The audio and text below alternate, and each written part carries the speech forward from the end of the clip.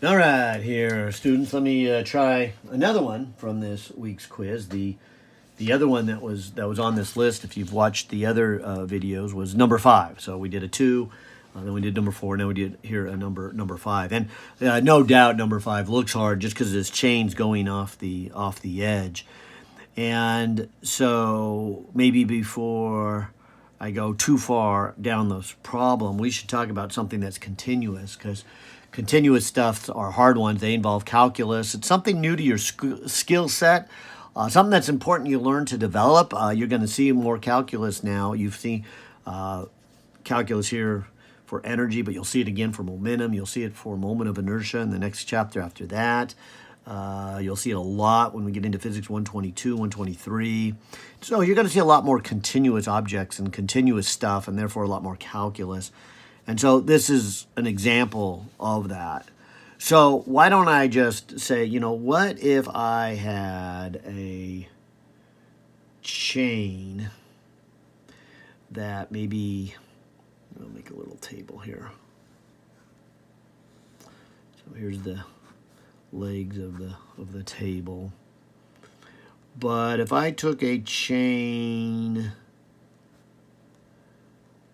where part of it, not all of it, is hanging off the end. Okay, and so to match your author's picture here, X. And also reading this problem, I think they talk about the total length. Yeah, see, the chain with total length of 1.29 meters is initially at rest, with a length of 0.423 meters hanging off of a frictionless table. At the instant when the last link of the chain slides off the table, the chain is moving downward with what speed? So the picture is going to go from, this much hanging off the edge, which I'll call X, to all of it hanging off the edge. And the whole thing being, I'll call it length capital L. Which I guess, by the way, that would mean up here we would have capital L minus X still left up on the table. But what I want to take a moment to analyze here is the hard part of this problem. And that is, if you have either a fraction of the chain or all of the chain, but a certain distance down, I'll just call it X, but later on X will equal to L, how much potential energy is that? Because you can begin to see that this link has gone all the way down a distance X. And so that alone, you might say, it would be mg, and since it goes down, and I'll just call the tabletop y equals to 0, so it would have a height of minus x. But you see, the one a little higher up has less than that. And then this has less than that, and less than that, and less than that, and less than that. And so I would have to add up a bunch of objects, a bunch of links, if you will. That's why the chain makes a good educational tool. It kind of makes you think about in terms of links. In fact, maybe you would write it this way. Why don't we let M be, say, the mass of one link, okay? Whereas I'll call total mass capital M.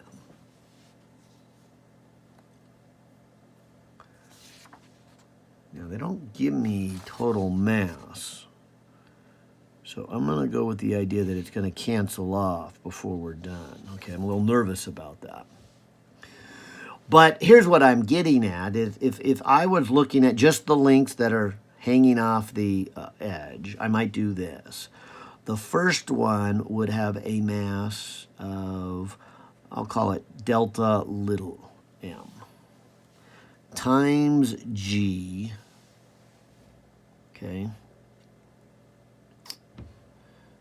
times whatever distance down that one is. And the first one won't be much. You might say it's x1. The next one would be the next link times g, and it would be hanging down a distance x2. And I think you can begin to see the game here, that in general, the equation for one of the links would be, I'll call it this dm, the mass of one little link, times g, times how far did it go down. Oh, now I guess I should be careful, because up here I said down. I treated x as a positive number and then called it negative, and I did not do that here, so I want to be consistent. So treating these x's as positive numbers, each one would be a little bit greater. In other words, it's minus x. And that's all I'm trying to say. I guess I basically said the same thing here. I just didn't have the little delta there. But I wanted you to see then what I was going to do to figure out the total potential energy then is I'm going to add these up. And in fact, I'm going to take the limits as my links get smaller and smaller and smaller. And so that becomes a calculus problem.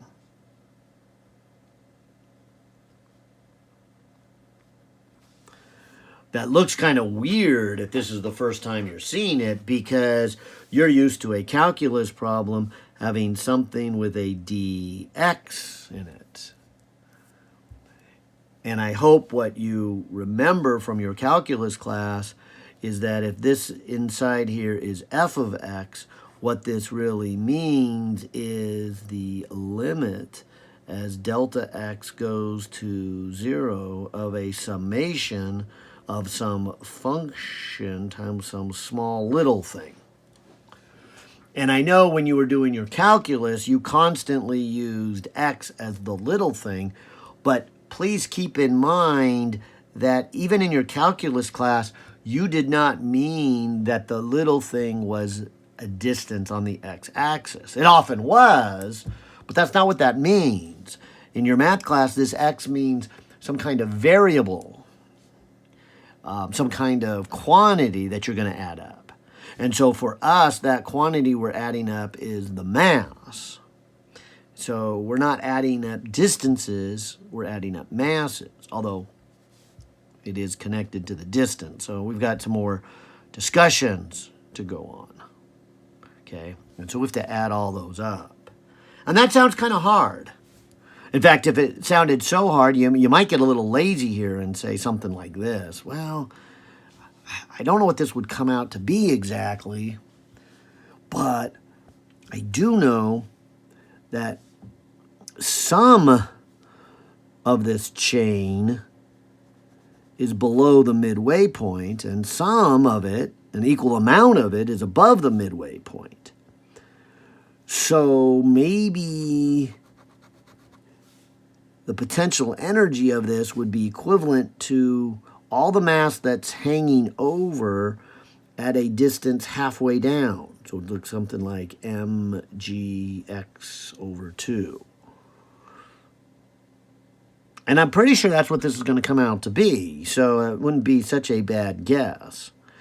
But we don't want to guess. We want to prove that it would be the same. And it kind of makes sense that if half of it is below that point and half of it is above, it's kind of averaging right in the center. And so the whole distance is x, and the center would be x over 2. So I think that's what this is going to come out to be. Oh, but it's down, so it's a negative. All right? And that's where that negative is going to come into play.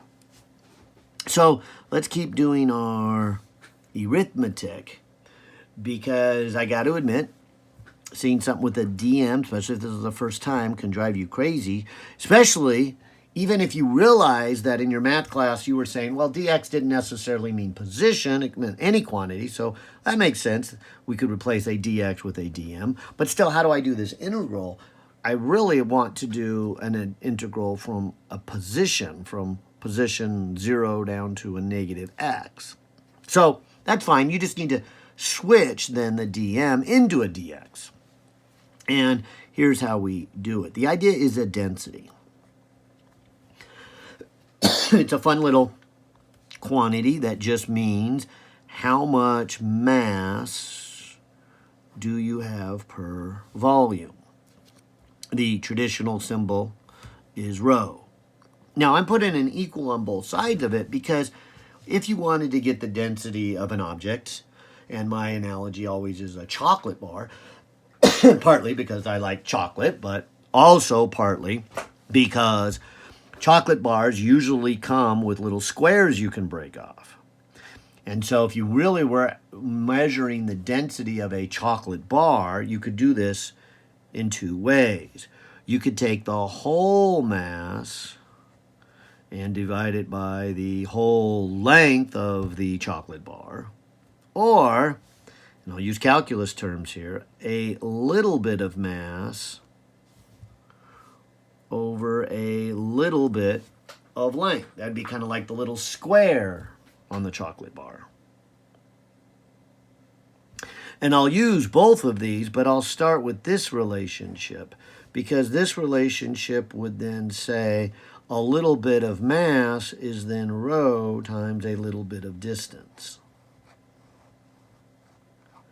Right? If you wanted to know what the mass of the chocolate square is, you'd take the density of chocolate times the length of that square and then get the mass of that little square. Okay? And that's how I'm going to change this integral, which we kind of developed by thinking about a bunch of sums and knowing calculus.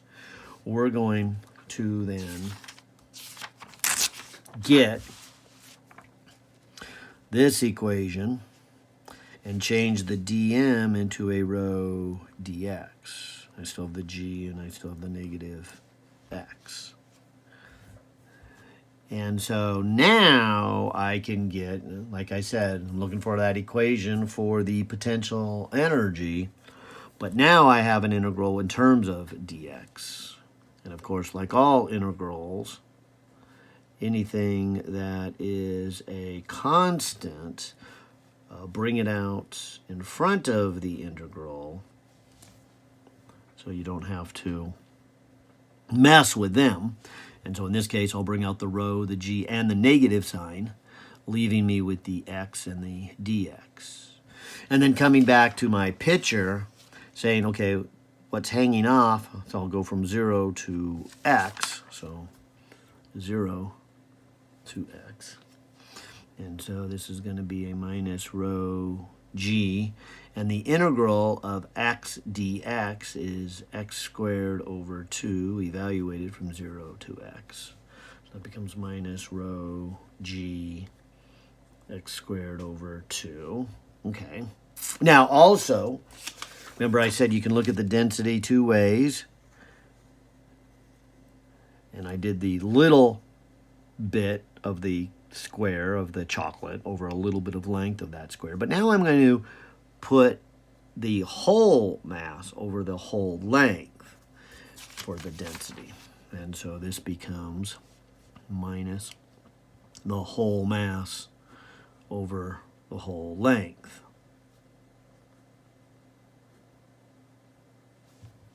Okay.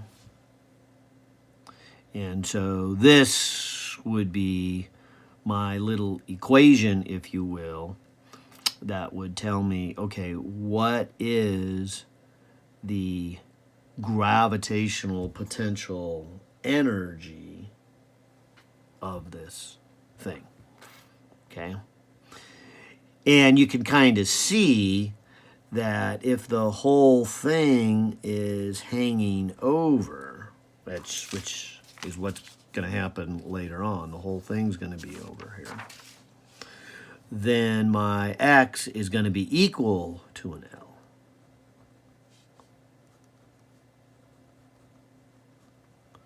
And then it does get to what I said, maybe not a surprise, the whole mass times g times the whole length over 2. And this is what I was saying. If you take just the mass that's hanging over, and then 1/2 of it with a negative, this would be the potential energy. Okay? All right, so, like I said, this is kind of a hard place to get to. But now that we're there, it should make the problem pretty easy, because I'm just going to say initial energy is equal to final energy. Okay? And for those of you who've watched the other videos, you know that I've been writing out every term, but many times that's not necessary, because a lot of the terms will be 0.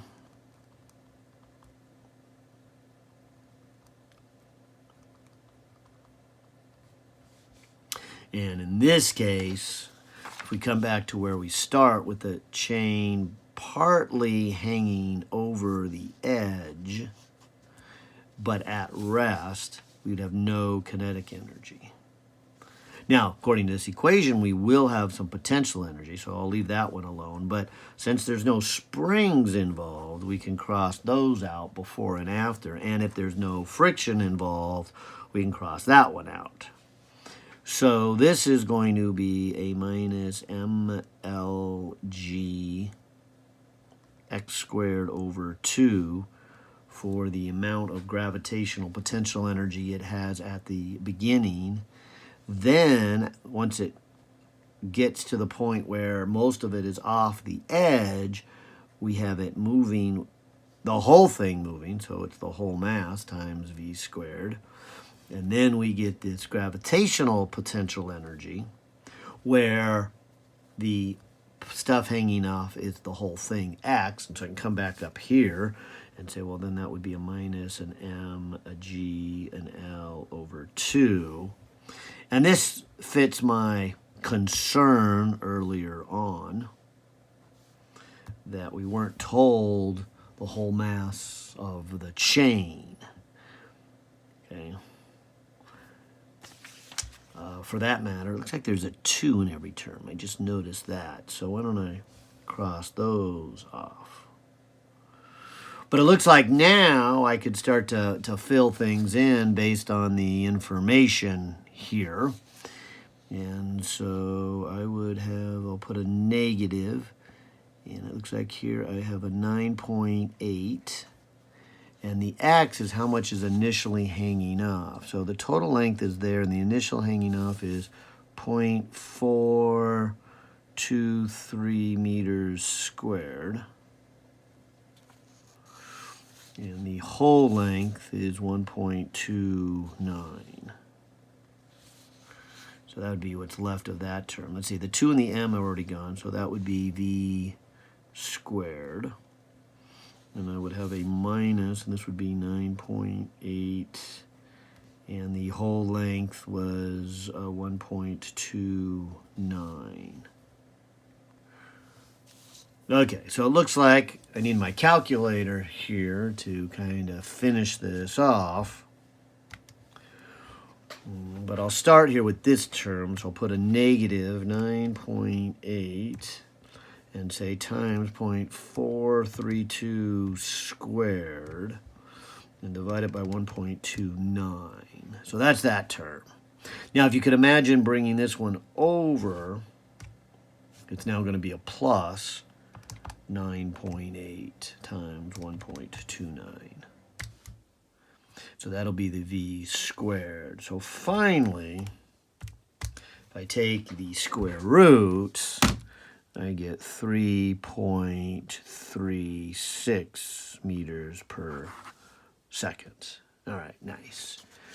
And hopefully that agrees with the answer. Oh, we don't get to see the answer on this one. All right. But I think that's right. I hope that's right. All right. Hope that one helped. That was a tough one. All right. Bye now.